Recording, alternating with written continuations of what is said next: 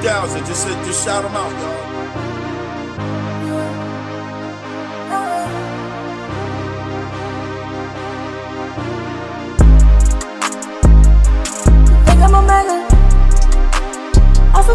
Shout them out, XP1000, salute. I don't know better.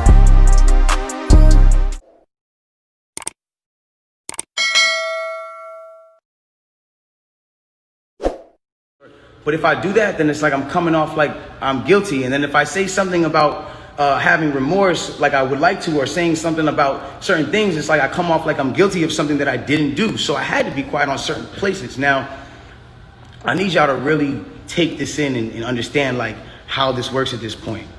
When all this starts happening, LA Times, okay? This is put in public information.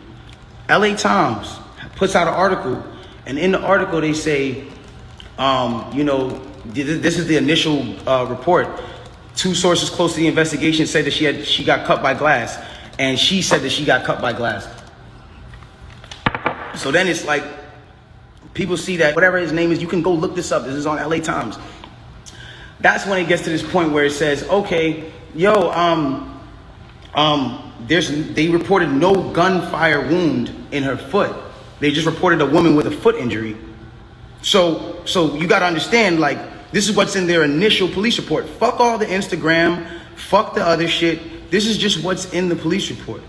So you got to understand, like, I'm getting to a point where I'm like, wow, I'm looking at this and I'm like, wow, like, at the end of the day, like, maybe some people might see this, maybe some people might not. It gets to academics, it gets to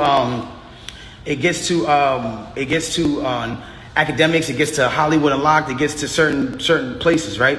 And she comes out with this tweet that says, keep talking and I'm gonna stop sparing you. It's like, my love, I have not been on the internet for 3 months.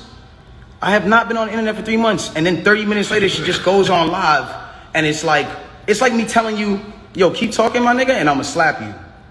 And then I just slap you. It's like, you didn't do anything for me to slap you, I just slapped you. So it's like, who was talking to? Who are you saying to keep talking to? I don't understand. Whatever. It gets past this point, and it gets to a place where now she says, I'm gonna stop sparing you, whatever the case. She gets on live.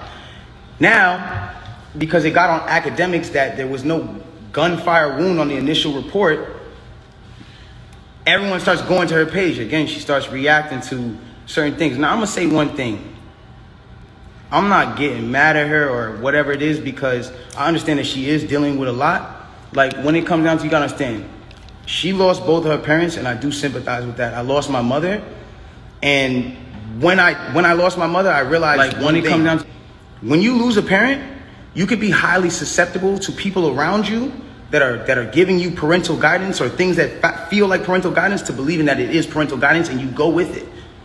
That's happened to me. I've been at that place where I've listened to a lot of people that led me down the wrong road because it felt like parental guidance that I should have been getting from my mother or my father that at that time wasn't around, or whatever the case is. So now it gets to this point now, whatever the case is, boom, she comes out and she goes, listen, you guys and, all this extra shit, this nigga keep talking about me. And I'm in the back, I'm over here watching this like, yo, what did I say? I didn't say nothing. I said nothing to you. It's nothing. This nigga keep talking about me, bro. And so, you know what? Now we just gonna do it. This nigga Tory shot me, bro. This nigga shot me. He shot me. She gets into it. This nigga shot me. She starts breaking down the story. And I want y'all to pay close attention to how she breaks down the story, okay? Really pay close attention. She breaks down the story and she says, yo, I'm arguing. I'm in the car. I'm arguing with this nigga. I'm tired of arguing with this nigga. We get into a heated argument. I'm tired of arguing with this nigga. I get out the car. This nigga get out the car, and he starts shooting me. For no reason, he starts shooting me. So boom, then the cops pull us over and da-da-da-da. Hold on, let's take the first facts back for what she just said. So you mean to tell me that you're in a car with a person, and this person is arguing with you? This person has gotten you to a place of like, yo, I don't even want to be around you. Like, I'm above this. I'm out of here. You get out of the car because the heated argument is so heated, and then this person gets out and shoots you in both of your feet. and you jump back in the car? Why would you jump back in the car with a dangerous man who just did a dangerous crime to you, who did this criminal intent to you, and all this? Why? Why would you jump back in the car? Well, then the police pull us over, and I see, you know what I'm saying? We're all black in the car. There's a gun in the car, so I don't even want to be like, you know what I'm saying? I don't want nobody to get in more trouble, and I'm trying to protect this man. I'm trying to protect this man because at the end of the day, it's niggas getting shot out here. She then throws the black card at me. I'm trying to protect this black man. My love, nobody ever reported that you got shot but you. So how are you trying to protect me? At what point were you trying to protect me? At what point? Like, you know I got a child. You know that these type of situations, even an accusation, is something that I can't even be playing with. I don't even play with my life like that. So why would that, that to me just doesn't make sense. Okay, cool. I lied to the cops. I lied to the doctors. Let me tell you why they saying there's glass in my feet, though. Because I lied to the cops. I lied to the doctors. I lied to this, that, and the third. Ladies and gentlemen, I need us to really understand what she's saying here. You mean to tell me that these medical doctors that are in an ambulance that work on-site injuries 24/7 for all day, that have to know every type of on-site injury, the specifications on the type of on-site injuries, so they can treat it right? You mean to tell me you lied to these people and they just treated you for glass when you had a bullet in you? If that's what you're saying, okay, I'll give you the benefit of the doubt. Let's just say they were dumb. You mean to tell me that the cops who were called for a gunshot in a Suburban or whatever the car was, found that same Suburban and found a gun in it, see you leaking, and didn't check you for bullet wounds? I'll give you the benefit of the doubt and say they were dumb. You then further said, I'm at a cotton mouth like a motherfucker smoking. You then say, oh, well, I was trying to protect this black man, so I never said nothing. I didn't want them to shoot me. I didn't want them to kill me. Okay, but when me and Kelsey and Quan were over there being questioned, you were in a stretcher. No one is going to shoot you in a stretcher. You had plenty of time to tell the cops that you were in danger. You had plenty of time. I'm not protecting somebody who just heinously shot me after a conversation that we just had. My mind is not on protecting you. I'm bleeding from my feet. I'm thinking about protecting my own life, and I'm in danger. Why would you not say that with 2 feet bleeding from 2 bullet holes, from what you're saying? I don't understand that. And then there's this whole narrative of, I didn't want to put this black man on I didn't want to get him in trouble. You know what I'm saying? I'm protecting this man, and he keeps talking. And so now, he keeps getting his media team to start doing certain things to make me look incredible and to smear me and to make him look good and to make it look like I'm not. Hold on. Ladies and gentlemen, have I been around in the last 3 months saying anything? Have you seen in the last 3 months one article that made me look good during this? One? Have you seen it? You haven't seen it nowhere. Because at the end of the day, my PR team is not out here playing with my jeopardy of my life and freedom. Y'all are doing this for the internet. This is my life. I'm the only person with the case.